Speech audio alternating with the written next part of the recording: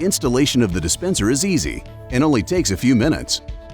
Mounting should comply with ADA guidelines. Compliance is the responsibility of the installer. The dispenser can be installed by direct mount or by bracket mount. To mount the dispenser directly to a wall, open the cover using the provided access key and position the dispenser so the bottom of the unit is level. The recommended distance from the bottom of the dispenser to the floor is 42 to 44 inches. Mark the screw locations where indicated.